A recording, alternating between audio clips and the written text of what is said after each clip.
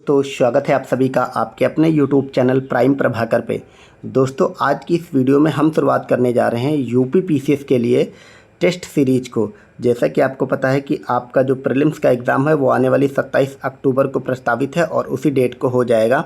और अब एग्ज़ाम को मात्र 2 महीने बचे हैं, इसलिए इन 2 महीनों में टेस्ट सीरीज़ सबसे इम्पॉर्टेंट हो जाती है। अब आप लोग अपना एक कोर सब्जेक्ट तो पढ़ते ही रहिए, उसके साथ करंट अफेयर्स डेली पढ़िए और इसके साथ आप डेली 2 घंटे कम से कम निकालिए टेस्ट सीरीज़ के लिए, क्योंकि 2 महीने में आप जितनी से ज़्यादा टेस्ट सीरीज़ लगा पाएँ उतना ही आपके एग्ज़ाम में वो आपको फ़ायदा देने वाला है।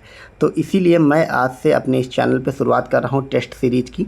और सबसे पहले मैं आपको इसमें आज कराऊंगा जीएस वर्ड की टेस्ट सीरीज़ से मैं शुरुआत कर रहा हूं। मार्केट में आप सबको पता है यूपी पीसीएस के लिए 2-3 टेस्ट सीरीज़ हैं जो ज़्यादा चलती हैं और वहीं से एग्ज़ाम में सवाल बनते हैं, क्योंकि ये लोग एग्ज़ाम के पैटर्न को फॉलो करते हैं। उसमें एक जीएस वर्ड की आपकी टेस्ट सीरीज़ हो गई, ध्येय आईएएस की हो गई, पीसीएस मंत्रा की हो गई, ठीक है। तो एक मेक आईएएस की भी अच्छी टेस्ट सीरीज़ बनती है। तो ये सब 3-4 टेस्ट सीरीज़ें हैं जो कि बहुत अच्छी हैं आपके पीसीएस के लिए।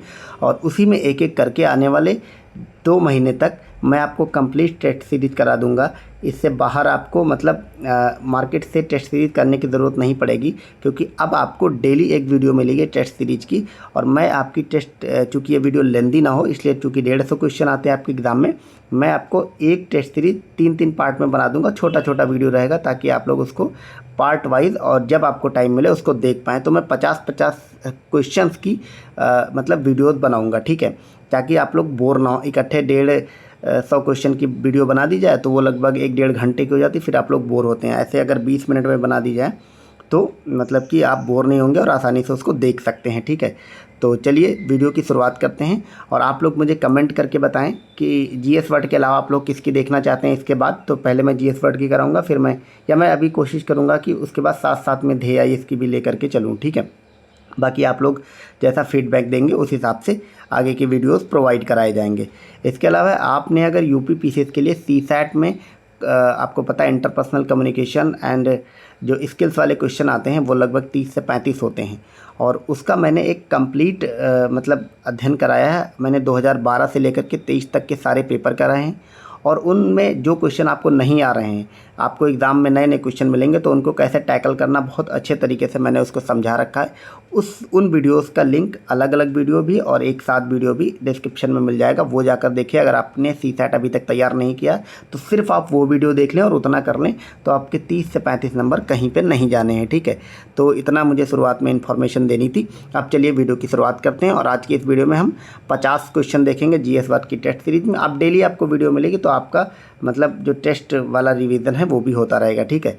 तो ताकि वीडियो लंबी ना रहे, चलिए वीडियो की शुरुआत करते हैं, ठीक है। और इसमें बढ़िया बात क्या है कि हिंदी और इंग्लिश दोनों में ये टेस्ट सीरीज दी हुई है। तो साइड में ये हिंदी इंग्लिश में दिया है और इधर साइड में हिंदी में दिया है, तो आप लोग हिंदी इंग्लिश दोनों में देख सकते हैं, ठीक है। और अगर ये जो पीडीएफ है टेस्ट सीरीज़ की, इसका अगर आप पूरा का पूरा पीडीएफ चाहते हैं, पूरी मैं पीडीएफ एक साथ दे दूंगा 150 क्वेश्चन वाली, ठीक है, विद एक्सप्लेनेशन मैं आपको पीडीएफ प्रोवाइड कराऊंगा। तो अगर आपको वो पीडीएफ चाहिए तो मैंने डिस्क्रिप्शन में टेलीग्राम का लिंक दिया है, आप लोग उससे ज्वाइन कर लें, मैं वहीं पे आपकी ये सारी पीडीएफ डाल दूंगा, ठीक है। चलिए इतनी इन्फॉर्मेशन के बाद वीडियो की शुरुआत करते हैं। क्योंकि ये पहली वीडियो टेस्ट सीरीज़ की तो इतना मुझे बताना ज़रूरी था। तो इसमें हमारा पहला क्वेश्चन है, मिलान करना है। ऐसे मिलान वाले क्वेश्चन यूपी पीसीएस में बहुत सारे पूछे जाते हैं, आप सबको पता होगा, ठीक है। आपके 150 में से लगभग 40 क्वेश्चन आते हैं इसी तरह के मिलान वाले। तो मिलान वाले में क्या होता है, इसकी प्रैक्टिस बहुत ज़रूरी होती है। आपको आंसर आता है लेकिन एग्ज़ाम में ये थोड़ा लेंदी हो जाता है, इसलिए समय कम पड़ता है। तो चलिए देखते हैं अर्थशास्त्र की पुस्तक किसने लिखी है।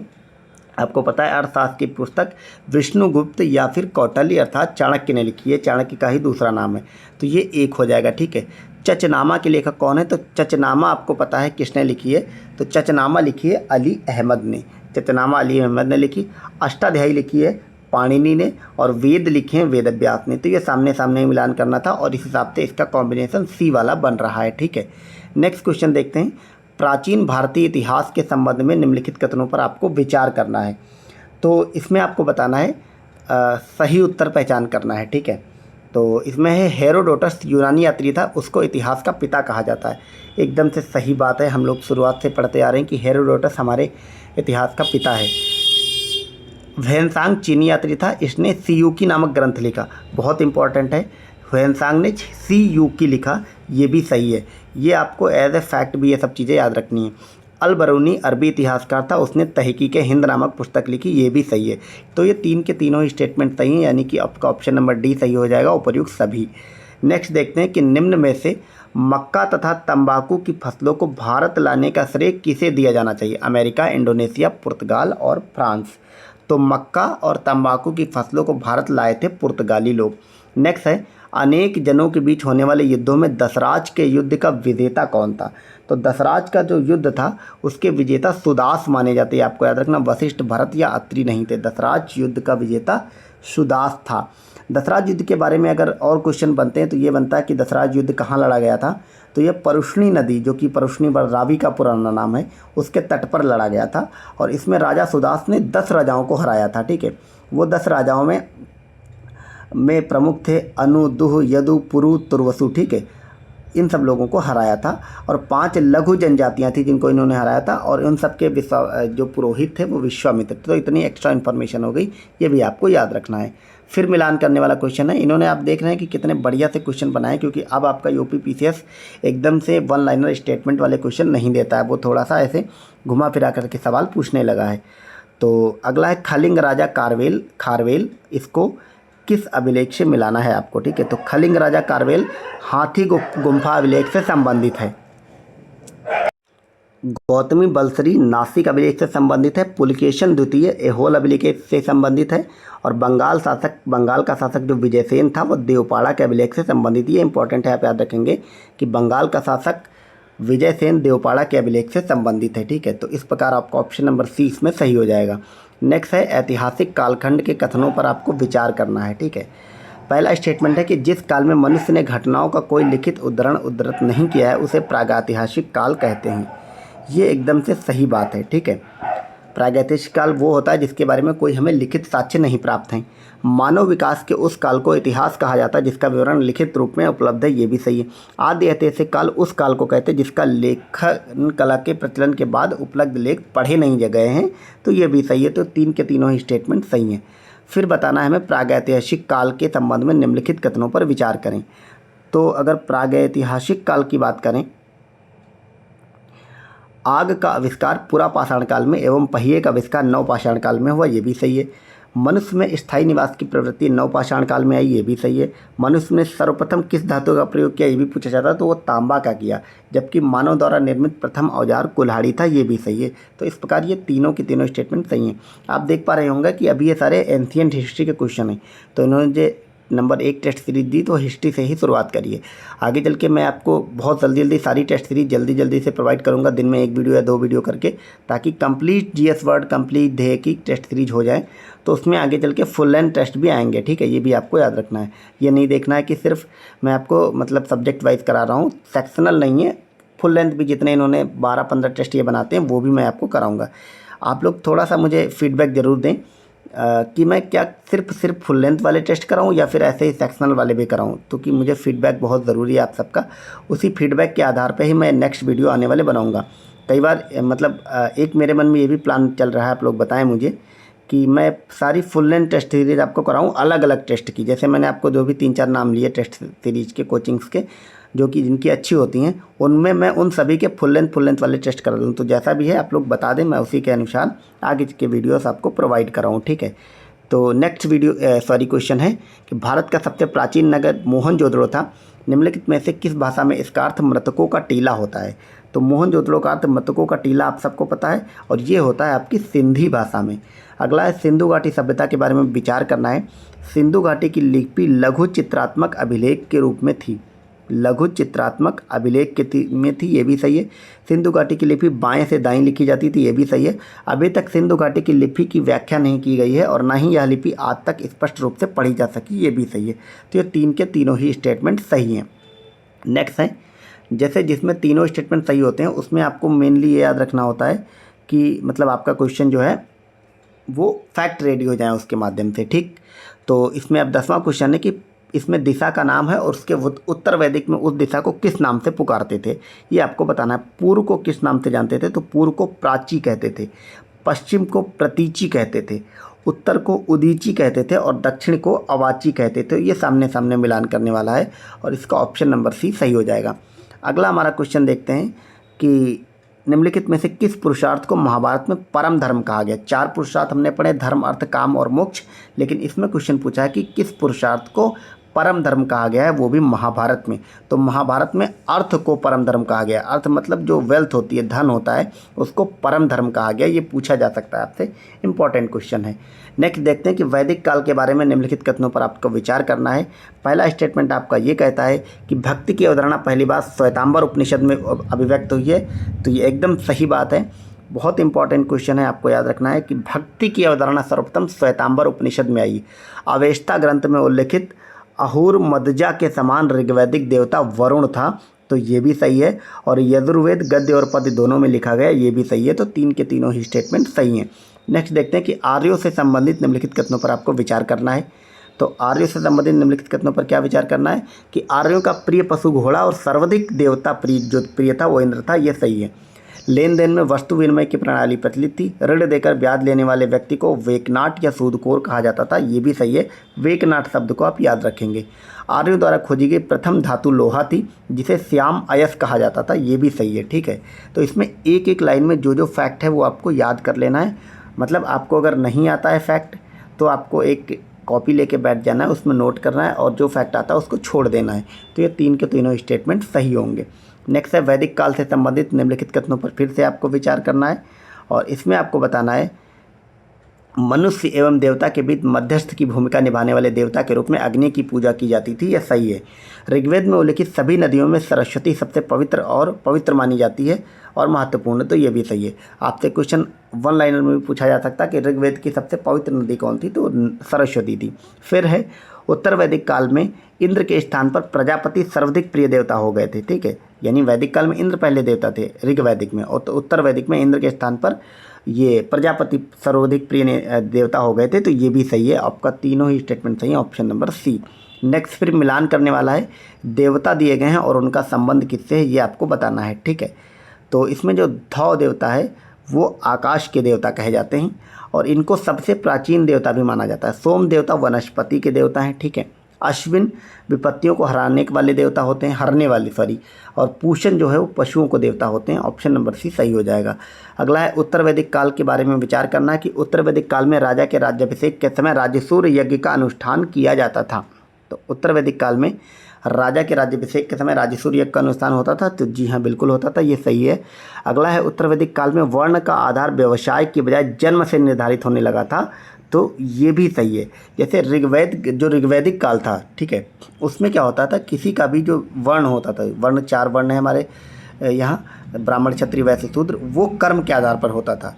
क्योंकि उसी ऋग्वैदिक काल में एक श्लोक आया कि चातुर्वर्ण मया सृष्टि गुण कर्म विभागशा, गुण और कर्म के आधार पर आपका वर्ण या जाति निर्धारित होती थी। ठीक है, लेकिन उत्तर वैदिक काल में जैसे जैसे समाज का पतन होता गया, तो जो जाति या धर्म था या वर्ण था मेनली कहें, तो वो जन्म से निर्धारित होने लगा था। फिर है उत्तर वैदिक काल में हल को सिरा कहते थे और हल रेखा को सीता कहा जाता था, ये सही है।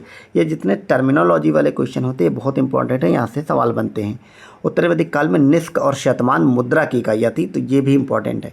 निष्क आपको पता होगा, लेकिन शतमान भी याद रखना, ये मुद्रा की इकाई है, ये भी सही है। तो ये सभी स्टेटमेंट सही हैं, ऑप्शन नंबर डी सही हो जाएगा। फिर आपको यहाँ पे दर्शन, ये ऐसे क्वेश्चन बहुत बनते हैं दर्शन मिलान करने वाले। लोकायत दर्शन किससे संबंधित है ये आपको बताना है। तो लोकायत जो दर्शन है वो चारवाक से संबंधित है, सांख्य दर्शन कपिल मुनि से संबंधित है, और उत्तर मीमांसा बादरायण से संबंधित है, और वैशेषिक कणाद या उलोक से संबंधित है। ऑप्शन नंबर सी इसका सही जवाब हो जाएगा। अगला देखते हैं कि सिंधु घाटी या हड़प्पा सभ्यता के संबंध में निम्नलिखित कथनों पर आपको विचार करना है। नंबर 1 क्या कहता है कि पर्दा प्रथा एवं वैश्यावृत्ति सैंधव सभ्यता में प्रचलित थी, तो ये भी सही है। सिंधु घाटी इंडस वैली सिविलाइजेशन में पर्दा प्रथा भी थी और वैश्यावृत्ति भी थी। सिंधु घाटी के नगरों में किसी भी मंदिर के अवशेष नहीं मिले, जी हाँ ये भी सही है। स्त्री मृण मूर्तियाँ यानी कि मिट्टी की मूर्तियाँ अधिक मिलने से ऐसा अनुमान लगाया जाता है कि सैंधव साम्राज्य मात्र सत्तात्मक था, ये भी सही है। और सैंधववासी सूती और ऊनी वस्त्रों का प्रयोग करते थे, ये भी सही है। तो 4 के चारों ही स्टेटमेंट सही हैं। अगला है प्राचीन आश्रम व्यवस्था के बारे में निम्नलिखित कथनों पर आपको विचार करना है कि प्राचीन उपनिषदों में केवल 3 आश्रमों का विधान मिलता है, ब्रह्मचर्य, गृहस्थ और वानप्रस्थ। तो ब्रह्मचर्य, गृहस्थ और वानप्रस्थ मिलते हैं प्राचीन आश्रम व्यवस्था में, तो ये सही है। ठीक है, और अगला है, परंतु कालांतर में संन्यास नाम से एक चौथा आश्रम इस व्यवस्था का अंग बना। प्रत्येक द्विज को इन चारों आश्रमों से होकर जीवन यापन करना आवश्यक बताया गया। ये भी सही है, तो दोनों के दोनों ही स्टेटमेंट सही हैं। फिर है, निम्नलिखित में से मथुरा कला का संबंध किससे है, आपको बताना है। जैन, हिंदू, मुस्लिम या फिर उपर्युक्त में से कोई नहीं। तो मथुरा कला का संबंध जैन धर्म से ही आपको याद रखना है, बौद्ध से नहीं है। मथुरा कला का संबंध जैन से है और ना ही हिंदू से है, ये भी आपको याद रखना। मथुरा कला का संबंध जैन धर्म से है। फिर यहाँ पे मिलान करने वाला क्वेश्चन है, प्राचीन नदियों के नाम है और उनको मिलान करना है। वितस्ता नदी किसका पुराना नाम है, तो वितस्ता जो है वो झेलम का पुराना नाम है। अस्किनी जो है वो किसका पुराना नाम है, अस्किनी चिनाब का पुराना नाम है। परुष्णी रावी का है और कुंभ कुर्रम का पुराना नाम है। कुछ अन्य नदियाँ हैं जैसे विपाशा व्यास का पुराना नाम है, सदानीरा गंडक का पुराना नाम है, दुष्सती घग्गर का पुराना नाम, गोमती का पुराना नाम गोमल है, सतुद्री का सतलज है, कुंभा काबुल, ठीक है। तो ये सब नदियाँ होती हैं, ये आपको याद रखना है। ऑप्शन नंबर सी इसमें सही हो जाएगा। नेक्स्ट है, जैन धर्म के संबंध में निम्नलिखित कथनों पर आपको विचार करना है। तो जैन धर्म की अगर हम बात करें तो जैन धर्म में ईश्वर की मान्यता नहीं है, परंतु जैन धर्म में आत्मा को माना गया, ये एकदम सही है। महावीर कर्म पुनर्जन्म और कर्मवाद में विश्वास करते थे, ये भी सही है। जैन धर्म के सप्तभंगी ज्ञान के अन्य नाम स्यात्वाद और अनेकांतवाद हैं, ये भी सही है। जैन धर्म में अपने आध्यात्मिक विचारों को सांख्य दर्शन से ग्रहण किया, ये भी है। हाँ, ये क्वेश्चन भी बनता है कि जैन धर्म निम्न में से किस दर्शन के निकट है, तो वो सांख्य के निकट है, ठीक है। तो ये सभी स्टेटमेंट सही हैं, उपर्युक्त सभी इसका सही जवाब हो जाएगा। अगला है, फिर जैन धर्म के बारे में कुछ बातें हैं और उनको आपको बताना है। इसमें कौन सा कथन सत्य है, कौन सा असत्य है, ठीक है। तो इसमें खजुराहो में जैन मंदिरों का निर्माण चंदेल शासकों ने करवाया था, ये सही है। मौर्योत्तर युग में मथुरा जैन धर्म का प्रसिद्ध केंद्र था, ये भी सही है। जैन तीर्थंकरों की जीवनी भद्रबाहु द्वारा रचित है, ये भी सही है। जैन तीर्थंकरों में संस्कृत का सबसे अच्छा विद्वान नए चंद था, ये भी सही है। ये सभी के सभी स्टेटमेंट सही हैं। इनकी टेस्ट सीरीज में एक चीज़ आप देख पा रहे होंगे कि जो भी स्टेटमेंट है उसमें सभी के सभी सही हैं। तो इन्होंने मेनली इस पर्पज़ से बनाया कि आपको एक टॉपिक के माध्यम से पूरा आपको फैक्ट रेडी हो जाएं सारे के सारे, ठीक। अब यहाँ पे सीक्वेंस लगाने वाला क्वेश्चन है, बहुत इंपॉर्टेंट है क्योंकि ऐसे क्वेश्चन आपको एग्जाम में बहुत आने लगे हैं यूपी पीसीएस में और आरओआरओ में भी, ठीक। जो लोग यूपी पीसीएस नहीं दे रहे हैं, आरओआरओ केवल दे रहे हैं, वो भी ये टेस्ट सीरीज दे सकते हैं क्योंकि जीएस का लेवल सेम रहता है, यहाँ तक कि आरओआरओ में थोड़ा सा हाई ही रहता है, ठीक है। तो इसमें आपको गौतम बुद्ध द्वारा कपिलवस्ती के सैर पर निकले तो निम्नलिखित 4 दृश्यों को देखा, उन दृश्यों को देखने के बाद का क्रम आपको लगाना है, ठीक है। तो सबसे पहले उन्होंने एक बूढ़े व्यक्ति को देखा, फिर एक बीमार व्यक्ति, और फिर लाश दाह संस्कार ले जा रहे थे उसको देखा, और फिर भिक्षु को देखा जो पेड़ के नीचे ध्यान मुद्रा में था। तो इसका सीक्वेंस ऐसा वाला ही है, 1 2 3 4, तो ऑप्शन नंबर सी सही हो जाएगा। फिर अगला क्वेश्चन है कि बुद्ध घटनाएं और बौद्ध धर्म के प्रतीक आपको जोड़ना है, ठीक है। तो बुद्ध का जो जन्म था वो किससे जुड़ा हुआ था, तो बुद्ध का जन्म कमल या सांड से जुड़ा हुआ था। गृह त्याग घोड़ा से जुड़ा हुआ था, आप ऐसे याद रखेंगे कि घोड़े पे बैठ के वो गृह त्याग किए थे। पीपल का वृक्ष या बोधि वृक्ष ज्ञान से जुड़ा था और निर्वाण पद चिन्हों से जुड़ा था, ये भी आपको याद रखना है। इसके अलावा एक और पूछते हैं कि स्तूप किससे जुड़ा था, तो स्तूप मृत्यु से जुड़ा हुआ था। तो ऑप्शन नंबर आपका सी इसमें सही हो जाएगा। अगला क्वेश्चन है, बुद्ध ने सांसारिक दुखों के संबंध में 4 आर्य सत्यों का उपदेश दिया, निम्नलिखित में से कौन सा इसमें शामिल नहीं है। दुख है, दुख समुदाय है, दुख निरोध है, दुख प्रतिछाया नहीं है इसमें, ये आपको याद रखना, ऑप्शन नंबर डी। अगला है, शैव धर्म के संबंध में निम्नलिखित कथनों पर विचार करना है। इसमें आपको बताना है कौन सा कथन सत्य है शैव धर्म के बारे में, ठीक।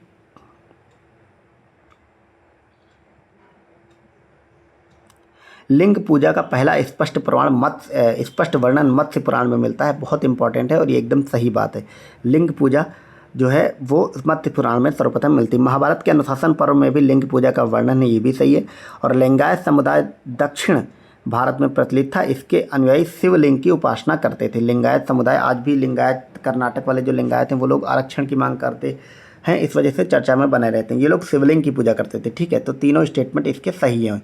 अगला क्वेश्चन देखते हैं। अगला है, मंदिर निर्माण के संबंध में निम्नलिखित कथनों पर आपको विचार करना है। एलोरा के प्रसिद्ध कैलाश मंदिर का निर्माण राष्ट्रकूटों ने कराया था, ये एकदम सही है। चोल शासक राजराज प्रथम ने तंजौर में प्रसिद्ध राजराजेश्वर शिव मंदिर बनवाए थे, ये भी सही है। और राजराजेश्वर मंदिर को बृहदीश्वर नंबर नाम से जाना जाता है, ये भी सही है। तो 3 की तीनों स्टेटमेंट सही हैं।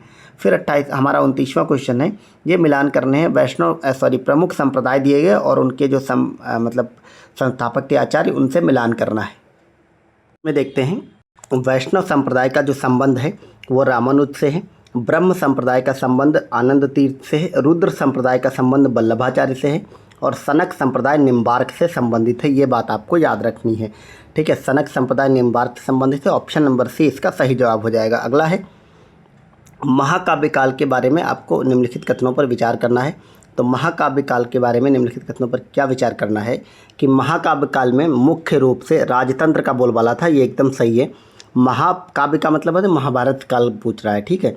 महाभारत में 5 गणतंत्रात्मक राज्यों का भी उल्लेख मिलता है, ये भी सही है। इन 5 का एक संघ था जिसके अध्यक्ष कृष्ण थे।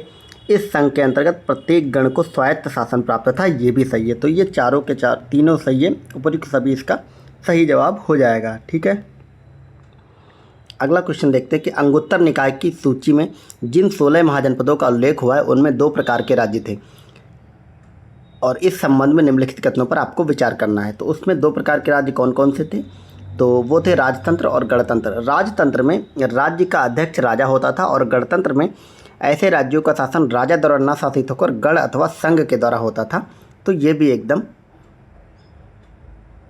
सही है, ठीक है। और इसके अगर उदाहरण की बात करें तो 16 महाजनपदों में सिर्फ 2 महाजनपद ऐसे मिलते हैं जो कि इसका एग्जाम्पल हैं, वो हैं वज्जी और मल्ल। तो ये दोनों के दोनों ही सही है। हालांकि इसमें इन्होंने असत्य लिख दिया, इसमें असत्य नहीं सत्य बताना है और सत्य में दोनों होंगे और अगर असत्य आपको बताना पड़े तो फिर डी वाला आंसर सही होगा, उपयुक्त में से कोई नहीं, ठीक है। नेक्स्ट है उदयन के उत्तराधिकारियों तथा हर्यक वंश के अंत के संबंध में निम्नलिखित कथनों पर आपको विचार करना है। तो पहला आपका कथन क्या है?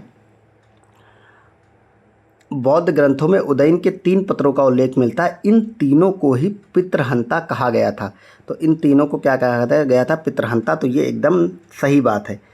अगला है अंतिम राजा नागदशक कुछ प्रसिद्ध था, पुराण में उसे दर्शक कहा गया है। ये तीनों शासक अत्यंत निर्बल और विलासी थे, ये भी एकदम सही बात है। आपसे क्वेश्चन 1 लाइनर में भी पूछा जा सकता है कि पुराणों में किसे दर्शक कहा गया, तो वो नागदशक को कहा गया और ये हर्यक वंश के थे, ठीक है।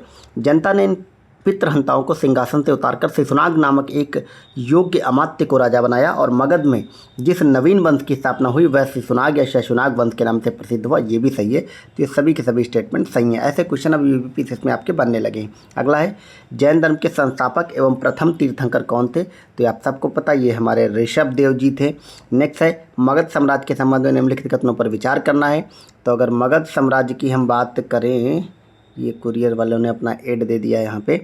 तो मगध साम्राज्य की अगर हम बात करें तो मगध की आर्थिक समृद्धि ने राजधानी पाटलिपुत्र को शिक्षा और साहित्य का प्रमुख केंद्र बना दिया था, ये भी सही है एकदम। व्याकरणाचार्य पाणिनि महापद्मानंद के मित्र थे और उन्होंने पाटलिपुत्र में रहकर शिक्षा पाई थी, ये भी सही है। मगध महापद्मानंद महाजनपद की सीमा उत्तर में गंगा से, दक्षिण में विंध्य पर्वत, पूर्व में चंपा से और पश्चिम में सोन तक विस्तृत थी, ये भी सही है। तो चारों के तीनों ही स्टेटमेंट ये सही हैं, उपयुक्त सभी हो जाएगा।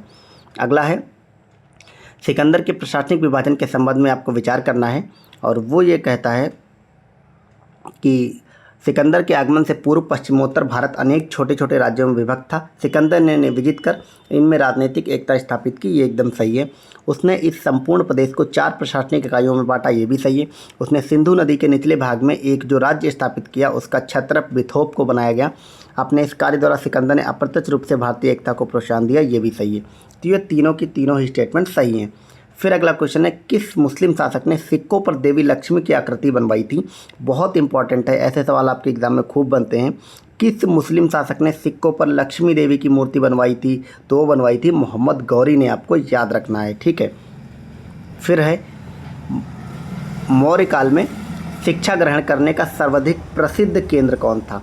तो मौर्य काल में शिक्षा ग्रहण करने का सर्वाधिक प्रसिद्ध केंद्र तक्षशिला था और चाणक्य यहीं पे शिक्षक थे। आपको कमेंट में बताना है मुझे कि तक्षशिला जो है वो वर्तमान में कहाँ पड़ता है। फिर है लोथल नामक प्रसिद्ध स्थल कहाँ पर है? तो वो गुजरात में है, आपको याद रखना है। फिर यहाँ पे आ गया कथन और कारण वाले क्वेश्चन। आपके एग्जाम में ऐसे क्वेश्चन अब बहुत बनने लगे हैं, कथन और कारण वाले क्वेश्चन। ये आपका कथन ये कहता है कि विश्व के नहीं, कथन और कारण नहीं, इसमें सही गलत बताना है और ए और बी स्टेटमेंट, ठीक है। तो ये कहता है कि विश्व के सभी भागों में ईसवी पूर्व 6वीं शताब्दी एक महान धार्मिक उथल पुथल का काल था, ये सही है एकदम। और इस दौरान वैदिक धर्म बहुत जटिल हो गया था, ये भी सही है। तो ये दोनों के दोनों स्टेटमेंट सही हैं, ऑप्शन नंबर बी सही हो जाएगा, ए और बी दोनों सही है। फिर है निम्नलिखित स्थानों में प्रसिद्ध गंगा अवतरण का दृश्य कहाँ चित्रित है? तो प्रसिद्ध गंगा अवतरण का जो दृश्य है वो मामल्लपुरम, जो कि चेन्नई में पड़ता है, तमिलनाडु में, वहाँ पे गंगा अवतरण का दृश्य दिखाया गया है। ये आपको याद रखना है। और इसी को मतलब मामल्लपुरम, यही महाबलीपुरम के नाम से जाना जाता है। फिर है निम्नलिखित में से द्वितीय राजतंगड़ी के रचनाकार कौन थे? ठीक है, तो द्वितीय राजतंगड़ी की अगर बात करें, आपने अभी तक पढ़ा होगा कि राजतरंगड़ी के रचनाकार कौन थे। ठीक है, कल्हड़ ने राजतरंगड़ी लिखी थी। लेकिन अब क्वेश्चन आपसे पूछ लेगा कि द्वितीय राजतरंगड़ी किसने लिखी थी, तो वो लिखी थी जोन राज ने। ऑप्शन नंबर ए सही होगा, जोन राज ने द्वितीय राजतरंगड़ी लिखी थी। ऐसे फैक्ट जो थोड़े नए होते हैं, आपको नहीं पता होते, उनको नोट डाउन कर लिया करिए। ठीक है, फिर अगला है शिलालेख और उनके स्थानों को आपको मिलान करना है। तो शिलालेख की अगर बात करें तो गिरनार का जो शिलालेख है वो गुजरात में है, धौली शिलालेख पूरी उड़ीसा में पड़ता है, एर्रीगुड़ी का शिलालेख आंध्र प्रदेश में पड़ता है और कालसी शिलालेख उत्तराखंड का में पड़ता है। ये आपको याद रखना है। ऑप्शन नंबर डी इसका सही हो जाएगा। युद्ध का प्रारंभ मनुष्यों के मस्तिष्क में होता है, युद्ध का प्रारंभ मनुष्यों के मस्तिष्क में होता है। ये स्टेटमेंट किसका है? अथर्ववेद का, ऋग्वेद का, सामवेद का या फिर मुंडक उपनिषद का? तो ये जो है ये अथर्ववेद का उल्लेख है, ये आपको याद रखना। ठीक है, और अथर्ववेद किससे संबंधित है? जादू, टोना और टोटका से। ठीक है, बहुत इंपॉर्टेंट सवाल है। ऐसे क्वेश्चन अब खूब बनते हैं, ये आपको अगर नहीं पता हो तो नोट कर लिया करिए। फिर है मौर्य दरबार में मिस्र के राजा टालमी फिलाडेल्फस का दूत कौन था? तो वो था डायोनोसियस। ठीक है, डायमेकस नहीं था, फिलाडेल्फस नहीं था, मेगसनीद नहीं था, डायोनेसियस। ये मौर्य दरबार में मिस्र के राजा टॉलमी फिलाडेल्फस का दूत था। नेक्स्ट क्वेश्चन देखते हैं, 45 नंबर क्वेश्चन पे हम आ गए हैं। जनपद स्तर पर मौर्य काल के अधिकारी होते थे, उनका आपको अवरोही क्रम लगाना है। ठीक है, अवरोही मतलब घटता हुआ क्रम, किसके पास कौन बड़ा था, उससे छोटा कौन था। तो सबसे बड़ा जो होता था जनपद स्तर पर, तो वो होता था प्रादेशिक आपका। ठीक है, उसके बाद राजुक होते थे और फिर लास्ट में युक्त आते थे। ये आपको रट लेना है, ऐसे टर्मिनोलॉजी खूब पूछी जाती है। ठीक है, प्रादेशिक, राजुक और युक्त। अगर आरोही देता तो आप ऐसे लगाते कि युक्त, राजुक और प्रादेशिक। फिर नेक्स्ट है कालीबंगा नामक प्राचीन भारतीय स्थल के संबंध में आपको बताना है। कालीबंगा का अर्थ है काले रंग की चूड़ियाँ, एकदम सही है। राजस्थान के गंगानगर जिले में स्थित इस नगर की खोज सन 1953 में अमलानंद घोष ने की थी। ये भी सही है। सारे फैक्ट बहुत इंपॉर्टेंट हैं, आपसे मतलब सिंगुलर वन लाइनर में भी ऐसे क्वेश्चन पूछे जा सकते हैं। और यहाँ से एक युगल समाधान भी प्राप्त हुआ। तो युगल समाधान कहाँ से प्राप्त हुआ? कालीबंगा से। ये भी सही है। तो ये सभी की स्टेटमेंट सही है, ऑप्शन नंबर डी सही हो जाएगा। फिर नेक्स्ट देखते हैं कि प्राचीन शब्द दिया गया है और उसका संबंध कहाँ से है, ये आपको बताना है। सभा एवं समिति। सभा एवं समिति एक राजनीतिक संस्था थी। नीवी आर्यों का एक वस्त्र होता था।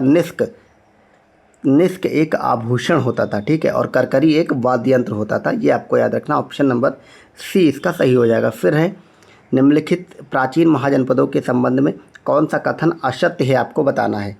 तो असत्य कथन की अगर बात करें तो इसमें जो बी वाला कथन है वो असत्य है कि लिच्छवियों की राजधानी थी वैशाली।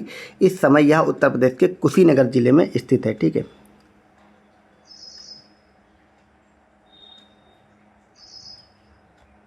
इसमें गलत क्या है कि एक यूपी में नहीं स्थित है बल्कि ये बिहार में स्थित है, तो इसीलिए ये वाला गलत हो जाएगा। बाकी सभी के सभी सही स्टेटमेंट दिए हैं। फिर अगला क्वेश्चन है गुप्त काल के संबंध में निम्नलिखित कथनों पर आपको विचार करना है। तो गुप्त काल में साहित्य, विज्ञान और कला की प्रगति के कारण इसे क्लासिकल युग कहा जाता है। ये सही है। गुप्त काल में ही आर्यभट्ट और वराहमिहिर जैसे प्रसिद्ध गणितज्ञ और ज्योतिषाचार्य हुए। ये भी सही है।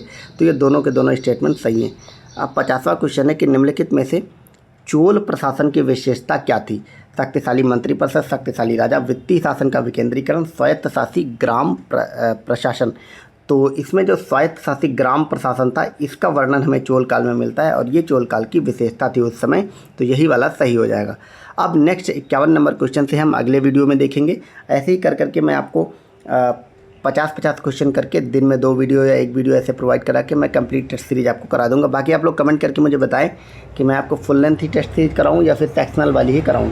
ठीक है, तो ये वीडियो कैसी लगी आप लोग कमेंट करके ज़रूर बताएं। मेरा ये प्रयास कैसा लग रहा है वो भी करें। वीडियो को लाइक कर लें, अगर चैनल को सब्सक्राइब नहीं किया तो वो भी कर लें, ताकि जो अब आने वाले समय में वीडियोज़ आएंगी वो भी आपको मिलते रहें। ठीक है, और एक चीज़ मैं आपको और बता दूँ, इसके अतिरिक्त मैं सोच रहा हूँ, मैं टॉप 50 टॉपिक सेलेक्ट किया हूँ आपके यूपी पीसीएस एग्ज़ाम के लिए वो ऐसे टॉपिक हैं, टॉपिक मतलब छोटे छोटे टॉपिक नहीं, एक पूरा सेगमेंट उठाया मैंने, वहाँ से आपके एग्ज़ाम में क्वेश्चन ज़रूर बनते हैं। और मतलब उन 50 में से ही आपको 70-80 सवाल आपके एग्ज़ाम में देखने को मिल जाएगा। उन टॉपिक को एक बूस्टर सीरीज़ के माध्यम से ऐसे बना करके मैं आपको प्रोवाइड करा दूँ, मोस्ट इंपॉर्टेंट जितना भी सेगमेंट है, ताकि आपको पीसीएस के एग्ज़ाम में वहाँ से डायरेक्ट क्वेश्चन देखने को मिल जाए। तो उस सब के बारे में भी आप लिख सकते हैं कि आपको क्या क्या चाहिए, ठीक है। इसके अतिरिक्त टॉप 50 जो आपके सेगमेंट हैं उन पे मैं एक वीडियो दे दूंगा आपको कुछ दिन में, ठीक है, 2-4 दिन में, तो वो भी आपको मिल जाएगी। बाकी आप लोग ज़रूर बताएं ये वीडियो कैसी लगी, इसमें मैं क्या सुधार कर सकता हूँ, कैसे क्या कर सकता हूँ, वो सब फीडबैक ज़रूर दें। और इसका PDF पाने के लिए आप लोग, लिंक है आपके टेलीग्राम में, वहाँ पर चले जाएँ, ठीक है। चलिए वीडियो को एंड करते हैं। Thank you so much for watching. Bye bye.